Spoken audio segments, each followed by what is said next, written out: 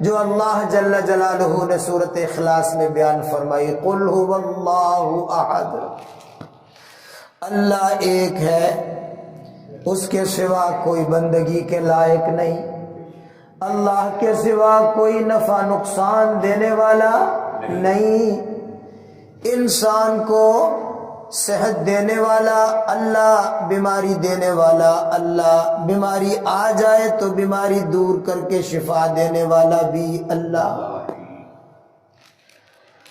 عزت دینے والا اللہ، عزت چھیننے والا بھی اللہ، اولاد دینے والا اللہ، لڑکیاں دینے والا، بیٹیاں دینے والا، بیٹے دینے والا، دونوں ملا کے دینے والا اللہ، کسی کو نہ دے کوئی دے نہیں سکتا، اور اگر اللہ کسی کو دے تو کوئی روک نہیں سکتا۔ ما یفتح اللہ للناس من رحمت فلا ممسک لها وما يمسك فلا مرسل له من بعده وهو العزيز الحكيم۔ اللہ جس کے لیے دروازے کھول دے، رزق کا دروازہ اللہ نے کھولا، صحت کا دروازہ اللہ نے کھول دیا، عزت کا دروازہ اللہ نے کھول دیا، اللہ نے علم عطا فرما دیا، حسن عطا فرما دیا، عزت عطا فرما دی۔ یہ دروازے اگر اللہ کھول دے تو کوئی بند نہیں کر سکتا، اور اگر اللہ تبارک و تعالی کسی کو محروم کر دے، کسی پر خیر کے دروازے بند کر دے تو کوئی اللہ کے بند دروازوں کو کھول سکتا بھی نہیں ہے۔ الحمد للہ رب العالمین،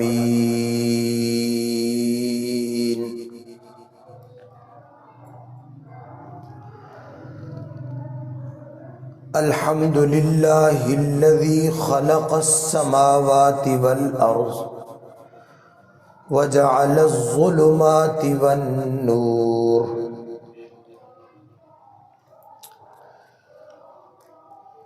الحمد للہ فاطر السماوات والارض جاعل الملائکۃ رسلا اولی اجنحۃ مثنی، رسلا اولی اجنحۃ مثنی وثلاث ورباع، یزید فی الخلق ما یشاء، ان اللہ علی کل شیء قدیر، ما یفتح اللہ للناس من رحمت فلا ممسک لها وما يمسك فلا مرسل له من بعده وهو العزيز الحكيم۔ ونشهد أن لا إله إلا الله وحده لا شريك له، ونشهد أن سيدنا ونبينا ومولانا محمدا عبده ورسوله، صلى الله تعالى عليه وعلى آله وأصحابه وبارك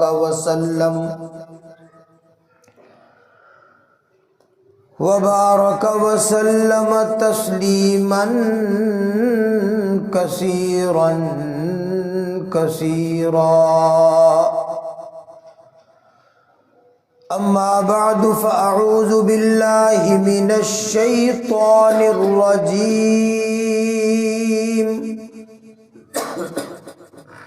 بسم اللہ الرحمن الرحیم۔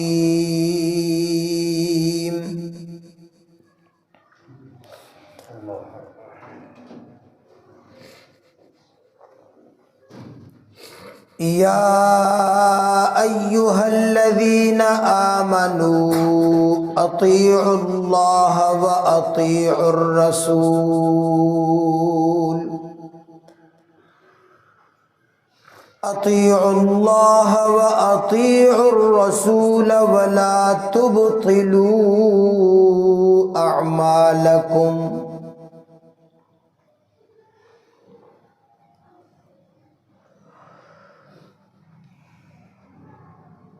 بسم اللہ الرحمن الرحیم۔ ان اللہ وملائکتہ یصلون علی النبی یا ایہا الذین آمنوا صلوا علیہ وسلموا تسلیما۔ اللہم صل علی محمد وعلی آل محمد کما صلیت علی ابراہیم وعلی آل ابراہیم انک حمید مجید۔ اللہم بارک علی محمد وعلی آل محمد کما بارکت علی ابراہیم وعلی آل ابراہیم انک حمید مجید۔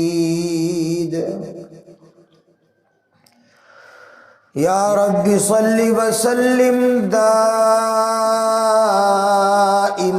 ابدا علی حبیبک خیر الخلق کلہم هو الحبیب الذی ترجى شفاعته لكل هول من الاحوال مقتحم۔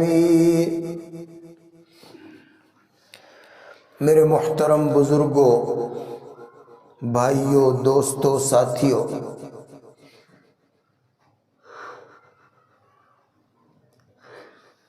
گزشتہ جمعہ کے بیان میں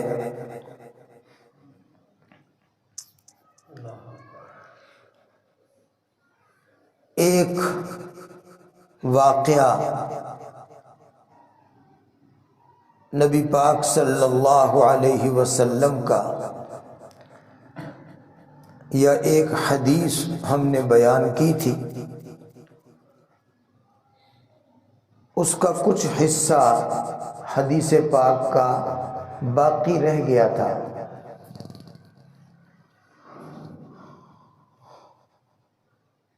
تو بقیہ حصے کو آج کی مجلس میں نے عرض کرنا ہے۔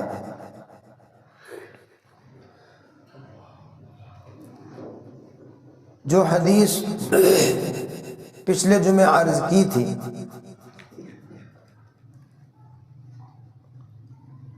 جس کا بقیہ حصہ آج عرض کرنا ہے،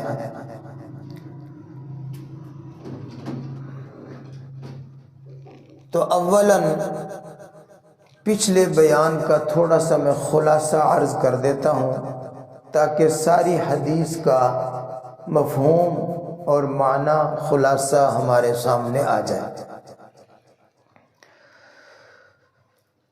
ایک جلیل القدر صحابی حضرت عقبہ بن عامر رضی اللہ تعالی عنہ ارشاد فرماتے ہیں کہ میں نبی صلی اللہ علیہ وسلم کی خدمت میں حاضر ہوا تو آپ نے اس موقع پر مجھے 3 نصیحتیں فرمائیں، جس میں پہلی نصیحت یہ تھی، صل من قطعک، جو تجھے قطع کرے، تیرے ساتھ تعلق کو توڑے، تو اس کے ساتھ جوڑ۔ دوسری نصیحت یہ ارشاد فرمائی، اعطی من حرمک، جو تجھے محروم کرے تو اس کو محروم نہ کر، تو اس کو دے۔ تیسری نصیحت آپ نے یہ ارشاد فرمائی، واعف من ظلمک، جو شخص تجھ پر ظلم کرے، زیادتی کرے، تو اس کی زیادتی کو، ظلم کو معاف کر دے۔ عقبہ بن عامر رضی اللہ تعالی عنہ ارشاد فرماتے ہیں کہ کچھ عرصہ کے بعد ثم اتیت رسول اللہ صلی اللہ علیہ وسلم، میں دوسری مرتبہ رسول اللہ صلی اللہ علیہ وسلم کی خدمت اقدس میں حاضر ہوا تو آپ نے پھر مجھے 3 اور نصیحتیں فرمائیں۔ 3 نصیحتیں پہلی مجلس کی، اب دوسری مجلس میں دوسری دفعہ جب میں حاضر ہوا تو رسول پاک صلی اللہ علیہ وسلم نے مجھے 3 مزید نصیحتیں فرمائیں۔ وہ 3 نصیحتیں کیا ہیں؟ اس میں فرمایا، پہلی نصیحت یہ آپ نے ارشاد فرمایا، املک لسانک، اپنی زبان کو قابو میں رکھو، اس کو کھلا نہ چھوڑو، اپنی زبان کو کیا کرو؟ قابو میں رکھو۔ دوسری نصیحت یہ فرمائی تھی، وابکی علی خطیئتک، اپنے گناہوں پر رویا کر، اپنی غلطیوں پر، اپنے گناہوں پر رونے کی عادت بناؤ، اللہ کے سامنے رویا کرو، گڑ گڑایا کرو۔ یہ نصیحتیں ارشاد فرمائی۔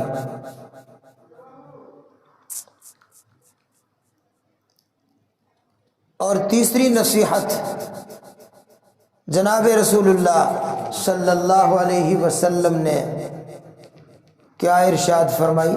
آپ میں سے کسی کو بات یاد ہو، املک علیک لسانک، زبان کو قابو میں رکھو، وابکی علی خطیئتک، اور اپنے گناہوں پر رویا کرو۔ اور تیسری نصیحت کیا فرمائی؟ وَلِيَسَعْكَ بَيْتُكَ، وَلْيَسَعْكَ بَيْتُكَ، اپنے گھر میں رہا کرو، گھر چھوڑ کر، بعض دفعہ گھر میں ناچاکی ہو گئی، ناراضگی ہو گئی تو لوگ گھر چھوڑ کر غائب ہو جاتے ہیں، چلے جاتے ہیں چھوڑ چھاڑ کر۔ ایسے نہ کرو، بلکہ اپنے گھر میں رہو، اپنے گھر کے افراد کی تعلیم و تربیت، نگرانی، ان کے ساتھ رہو، اپنے گھر میں رہو۔ یہ 3 نصیحتیں نبی صلی اللہ علیہ وسلم نے مجھے دوسری مجلس میں ارشاد فرمائی۔ ثم اتیت رسول اللہ صلی اللہ علیہ وسلم، عقبہ بن عامر فرماتے ہیں پھر میں تیسری دفعہ رسول اللہ صلی اللہ علیہ وسلم کی خدمت میں آیا۔ یہاں تک ہم نے گزشتہ جمعہ بات مکمل کر لی تھی، اب یہ تیسری مجلس کی بات ہم نے آج کے بیان میں عرض کرنی ہے۔ آپ نے فرمایا، اے میرے صحابی، تجھے میں 3 تحفے دیتا ہوں۔ پہلی مجلس میں 3 نصیحتیں، دوسری مجلس میں پھر 3 نصیحتیں، یہ بھی تحفے ہی ہیں۔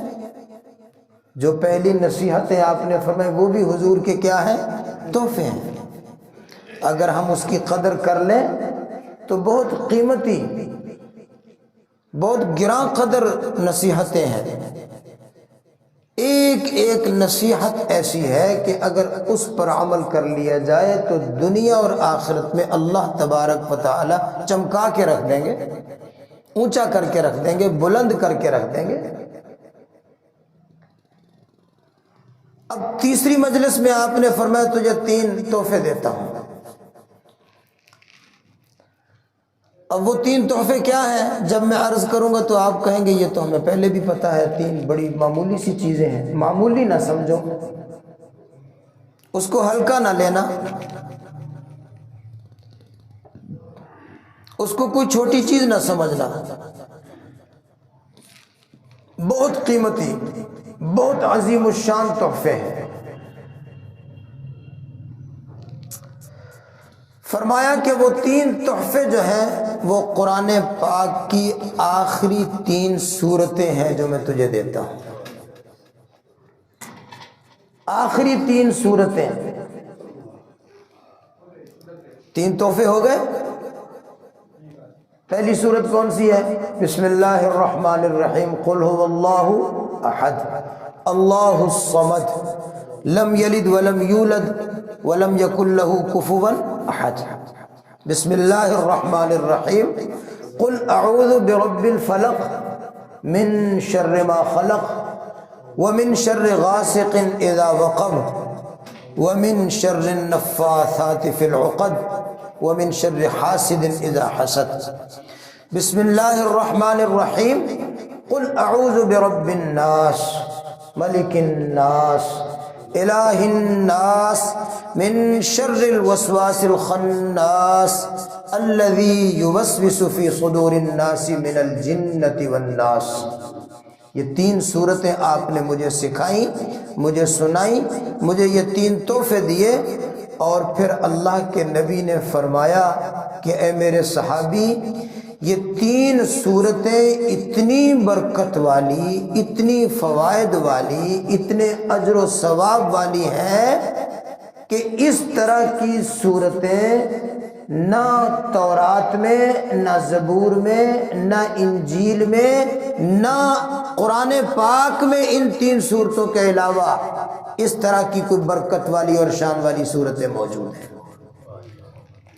نہ تورات میں، نہ زبور میں، نہ انجیل میں، ولا فی القرآن، نہ قرآن میں اتنی شان والی یہ صورتیں ہیں۔ آپ ذرا غور فرمائیں، انسان کو اس دنیا کی زندگی کے اندر کیا کیا چیزیں ہیں جو اس کے لیے پریشانی اور تکلیف اور اس کے لیے غم اور فکر کا سبب ہوتی ہیں۔ مثال کے طور پر پہلی چیز کیا ہے کہ انسان کو اللہ تبارک و تعالی صحت اور تندرستی عطا فرمائے، بیماری سے انسان پریشان ہوتا ہے، بیماری، دکھ، درد، تکلیف، اس سے انسان کیا ہوتا ہے؟ پریشان ہوتا ہے۔ نمبر 2، بلکہ اس کو پہلے نمبر پہ بیان کرنا چاہیے، وہ یہ ہے کہ انسان کے عقیدے اور عمل کے اندر کمزوری، کوتاہی، ایمان میں کمزوری، عقیدے میں کمزوری، عبادات میں کوتاہی، نماز میں کوتاہی، حلال کھانے کے معاملے میں کوتاہی، سچ بولنے کے معاملے میں کوتاہی، ایمان، عقائد، عبادات، طاعات، شریعت کے احکامات میں انسان کے اوپر کیا ہے؟ کوتاہی، کمزوری۔ یہ بھی ایک بہت بڑی آفت ہے جو انسان کے لیے، تو ایک آفت یہ ہے دینی کمزوری، دوسری آفت سمجھ لیں صحت اور جسمانی کمزوری، یہ انسان کو پریشان کرتی ہے نا۔ اس کے بعد تیسرے نمبر پر انسان کو کون سی چیزیں پریشان کرتی ہیں؟ فقر و فاقہ، مال کی کمی، وسائل کی کمی، اگر کچھ موجود ہے، اللہ نے رزق دیا ہے تو اس میں بے برکتی، یہ چیزیں انسان کو پریشان کرتی ہیں۔ اس کے بعد انسان کو پریشان کرتے ہیں اس کے مخالف دشمن، وہ انسانوں کی صورت میں، جنات کی صورت میں، حیوانات، جانور، درندے، چوپائے، حملہ آور انسان کے دشمن ہیں۔ جن بھی دشمن ہے، انسان بھی ایک دوسرے کے بعض دفعہ دشمن بن جاتے ہیں۔ پھر یہ جتنی مخلوقات ہیں، ساری کی ساری مخلوقات میں چونکہ اللہ نے نفع بھی رکھا ہے، نقصان بھی رکھا ہے، تو نقصان سے انسان ڈرتا ہے۔ تو ان تمام پریشانیاں اور تمام قسم کے غم، فکر، نقصانات، ان سب سے حفاظت ہو جاتی ہے اگر کوئی شخص ان 3 صورتوں کا مکمل اہتمام کرے۔ انشاءاللہ دینی کمزوری بھی دور ہوگی، اعتقاد میں مضبوطی آئے گی، عقیدے میں مضبوطی آئے گی۔ اس سے زیادہ مضبوط اور اس سے زیادہ اعتقاد کی پختگی کیا ہو سکتی ہے جو اللہ جل جلالہ نے سورۃ اخلاص میں بیان فرمائی، قل هو اللہ احد، اللہ ایک ہے، اس کے سوا کوئی بندگی کے لائق نہیں، اللہ کے سوا کوئی نفع نقصان دینے والا نہیں، انسان کو صحت دینے والا اللہ، بیماری دینے والا اللہ، بیماری آ جائے تو بیماری دور کر کے شفا دینے والا بھی اللہ، عزت دینے والا اللہ، عزت چھیننے والا بھی اللہ، اولاد دینے والا اللہ، لڑکیاں دینے والا، بیٹیاں دینے والا، بیٹے دینے والا، دونوں ملا کے دینے والا اللہ، کسی کو نہ دے کوئی دے نہیں سکتا، اور اگر اللہ کسی کو دے تو کوئی روک نہیں سکتا۔ ما یفتح اللہ للناس من رحمت فلا ممسک لها وما یمسک فلا مرسل له من بعده وهو العزیز الحکیم۔ اللہ جس کے لیے دروازے کھول دے، رزق کا دروازہ اللہ نے کھولا، صحت کا دروازہ اللہ نے کھول دیا، عزت کا دروازہ اللہ نے کھول دیا، اللہ نے علم عطا فرما دیا، حسن عطا فرما دیا، عزت عطا فرما دی۔ یہ دروازے اگر اللہ کھول دے تو کوئی بند نہیں کر سکتا، اور اگر اللہ تبارک و تعالی کسی کو محروم کر دے، کسی پر خیر کے دروازے بند کر دے تو کوئی اللہ کے بند دروازوں کو کھول سکتا بھی نہیں ہے۔ اعتقاد میں پختگی آ جائے، عقیدے میں مضبوطی آ جائے۔ حضرت علی المرتضی رضی اللہ عنہ ارشاد فرماتے ہیں، مجھے نبی پاک صلی اللہ علیہ وسلم نے نصیحت فرمائی، فرمایا اے علی یاد رکھنا، اگر پوری کائنات کے جن و انس، ساری کائنات، ساری مخلوقات بھی تجھے نفع پہنچانے کا ارادہ کر لیں مگر اللہ کا ارادہ نہ ہو، یہ سارے کے سارے مل کر بھی تجھے نفع نہیں پہنچا سکتے، اور اگر پوری کائنات مل جائے، زمین و آسمان کی ساری مخلوقات کٹھی ہو جائیں اور تجھے نقصان پہنچانا چاہیں، تیرا کچھ بگاڑنا چاہیں، تجھے ذلیل کرنا چاہیں، تیری عزت یا تیرے رزق میں کوئی کمی لانا چاہے، لیکن اللہ نہ چاہے تو پوری کائنات مل کر بھی تیرا نقصان نہیں کر سکتے۔ یہ ہے قل هو اللہ احد، اللہ ایک ہے، اللہ الصمد، وہ بے نیاز ہے، وہ کسی کا محتاج نہیں، سارے کے سارے اسی کے محتاج ہیں۔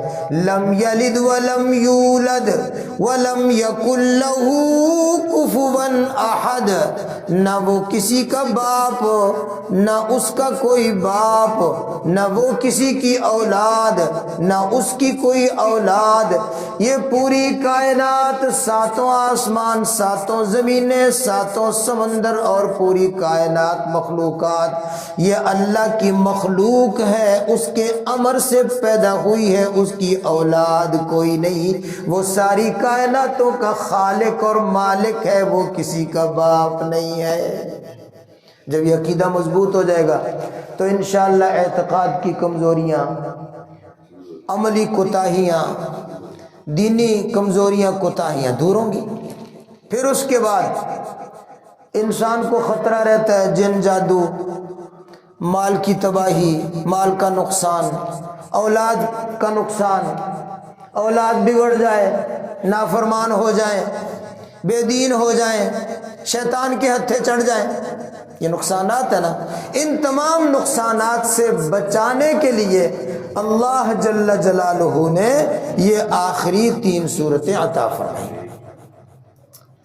نبی پاک صلی اللہ علیہ وسلم ہمیشہ یہ 3 صورتیں پڑھ کر اپنے اوپر بھی دم فرماتے، بچوں پر حسن حسین کو حضور دم فرماتے۔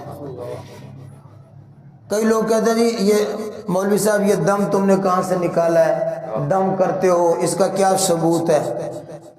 اللہ کے بندو، اور اس سے بڑا کیا ثبوت چاہیے کہ خود نبی علیہ السلام اپنے اوپر دم کرتے، دوسروں پر بھی دم کرتے۔ ام المؤمنین سیدہ عائشہ رضی اللہ عنہا، سب کہو رضی اللہ عنہا، ارشاد فرماتی ہیں سرکار دو عالم جب شدید بیمار ہو گئے، اپنی زندگی کے آخری ایام آپ نے بستر پر گزارے، بیماری میں گزارے، حضرت عائشہ کے گھر میں گزارے۔ نبی پاک صلی اللہ علیہ وسلم کی عادت مبارک تھی، جب رات کو بستر پر آ جاتے، آرام فرمانے کے لیے، سونے کے لیے جب بستر پر آتے تو آپ پہلے بستر پر بیٹھ جاتے اور یہ 3 صورتیں پڑھتے تھے۔ بسم اللہ الرحمن الرحیم، قل هو اللہ احد اللہ الصمد لم یلد ولم یولد ولم یکن له کفوا احد۔ بسم اللہ الرحمن الرحیم، قل اعوذ برب الفلق من شر ما خلق ومن شر غاسق اذا وقب ومن شر النفاثات في العقد ومن شر حاسد اذا حسد۔ بسم اللہ الرحمن الرحیم، قل اعوذ برب الناس ملک الناس الہ الناس من شر الوسواس الخناس الذي يوسوس في صدور الناس من الجنة والناس۔ یہ تینوں صورتیں پڑھتے، پھر ایسے اپنے ہاتھوں کو اکٹھا کرتے، ثم نفخ فیہما، پھر ہاتھوں پر پھونک مار لیتے۔ ہاتھوں پر کیا کر لیتے؟ پھونک مار لیتے۔ میری اور آپ کی زبان میں کہتے پھونک، پنجابی کی کہتے ہیں پھونک، اور اردو میں کہتے ہیں پھونک، وہ صرف نون گننے کا اضافہ ہے۔ پنجابی کہتے ہیں پھونک مار ہیں، اور اردو میں پھونک مارنا، اور فارسی میں کہتے ہیں دم کرنا۔ فارسی میں اس پھونک کو فارسی میں کیا کہتے ہیں؟ دم۔ کیا کہتے ہیں؟ دم۔ تو نبی علیہ السلام نے یہ پھونک ماری، دم ہو گیا، دم ہو گیا، دم ثابت ہو گیا۔ پھر نبی علیہ السلام اپنے ہاتھوں کو اپنے منہ پر، سر پر، گردن پر، سینے پر، ہاتھوں پر، پورے جسم پر، پاؤں تک پورے جسم پر ہاتھوں کو پھیرتے، اور فرمایا دوبارہ پھر یہ عمل کرتے۔ 3 دفعہ آپ اس طرح یہ صورتیں پڑھ کر اپنے ہاتھوں پہ پھونک مار کے اپنے جسم پر پھیر لیتے تھے۔ یہ نبی علیہ السلام کا ساری زندگی کا معمول تھا۔ اب حضرت عائشہ رضی اللہ عنہ ارشاد فرماتی ہیں جب حضور بیمار ہوئے اور آخری دن آپ بستر پر آپ نے گزارے، تو بیمار آدمی کو اٹھنے بیٹھنے کی وہ ہمت نہیں ہوتی، وہ تو سہارے کے ساتھ اٹھانا پڑتا، سہارے کے ساتھ لٹانا پڑتا ہے بیمار کو۔ تو اس موقع پر نبی علیہ السلام مجھے فرماتے، عائشہ فرماتی ہیں حضور مجھے کہتے کہ عائشہ یہ 3 صورتیں پڑھ کر میرے اوپر دم کر، 3 صورتیں پڑھ کر میرے اوپر دم کر۔ اب حضرت عائشہ رضی اللہ عنہا پڑھ کر حضور کو دم کرتی، تو پڑھ کر اپنے آپ کو دم کرنا بھی ثابت ہو گیا، اور پڑھ کر کوئی پڑھنے والا پڑھے اور پڑھ کر کسی بیمار کو دم کرے یہ بھی ثابت ہو گیا کہ نہیں ہو گیا؟ یہ سب ثابت ہے الحمدللہ۔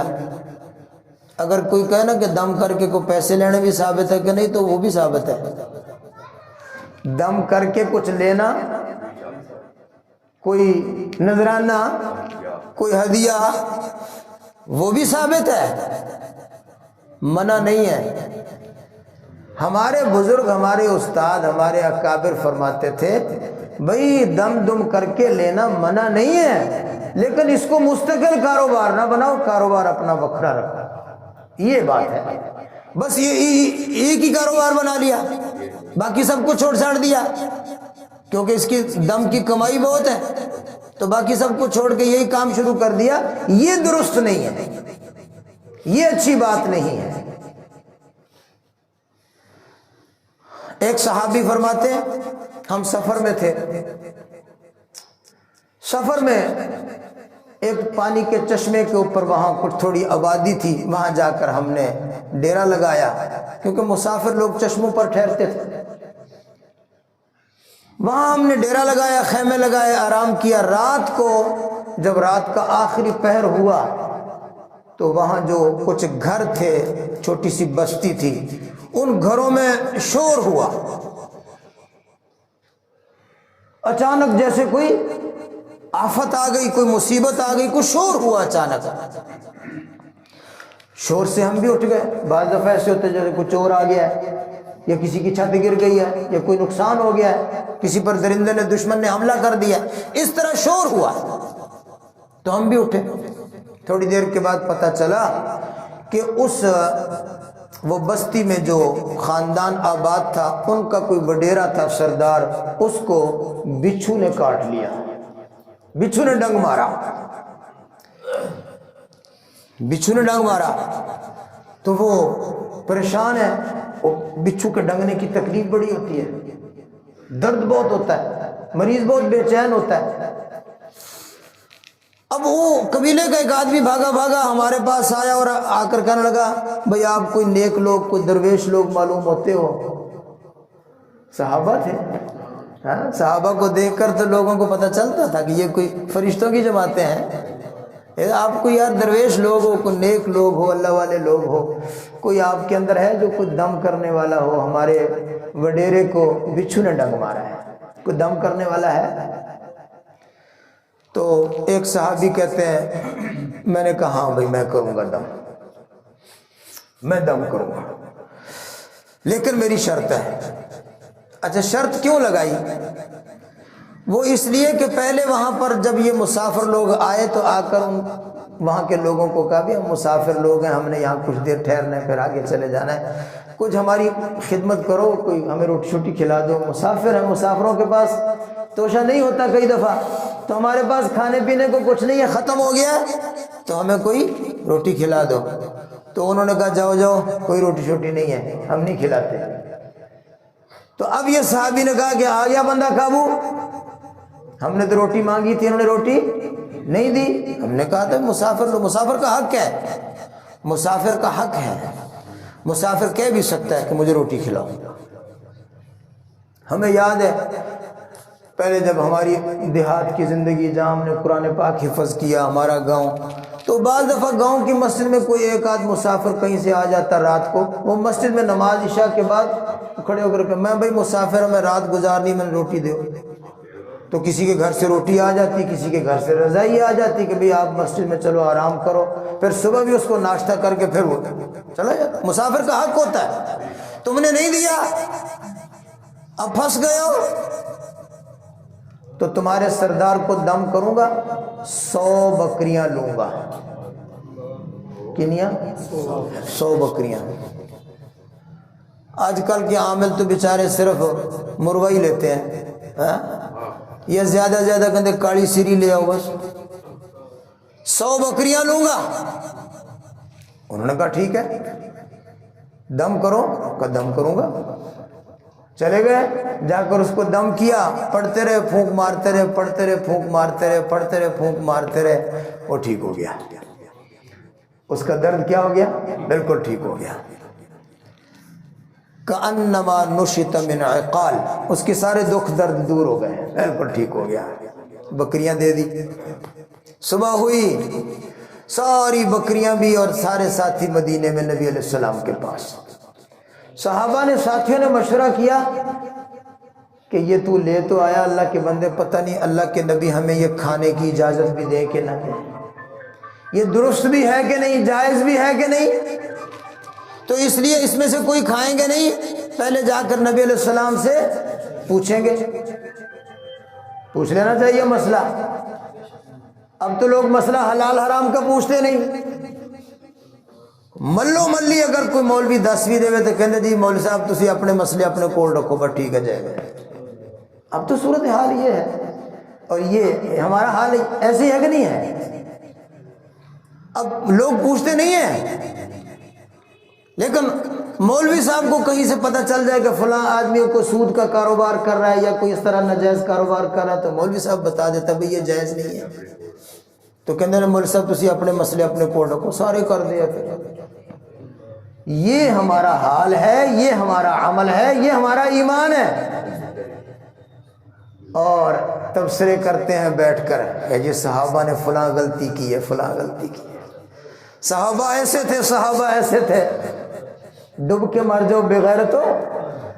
ان پر تبصرے کرتے ہو جن کو اللہ کے نبی نے سامنے بٹھا کے بشارت دی کہ تو جنتی ہے.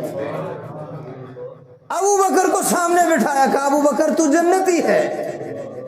عمر سامنے بیٹھے، عمر تو جنتی ہے، تیرا جنت میں محل دیکھ کے آیا. عثمان کو سامنے بٹھا کر فرمایا عثمان تو جنتی ہے، جنت میں تو میرا ساتھی ہے، میرا ہمسایہ ہے.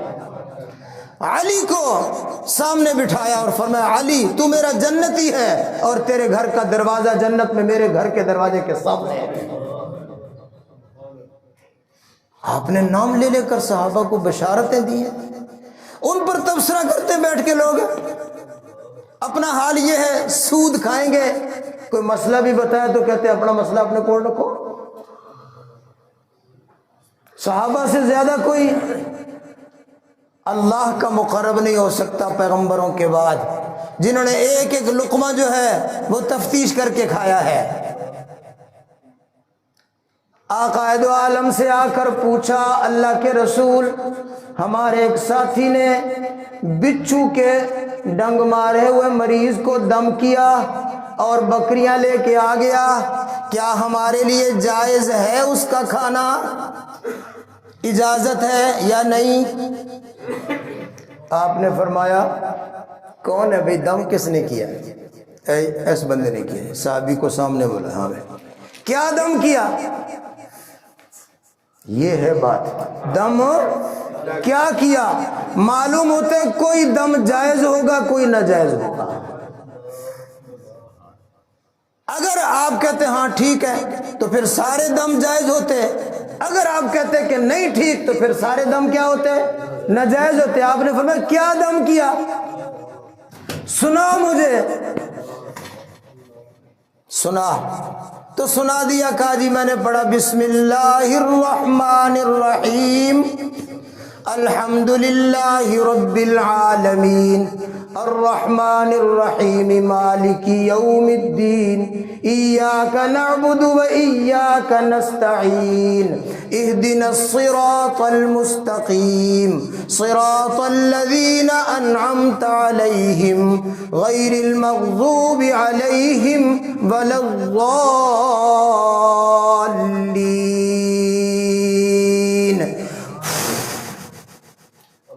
میں یہ پڑھتا تھا اور پھر میں کیا کرتا تھا؟ دم کرتا، پھونک مارتا. پھر میں اس سے پوچھتا ہاں بھائی کوئی فرق پیا، کوئی ٹھنڈ پئی ہے؟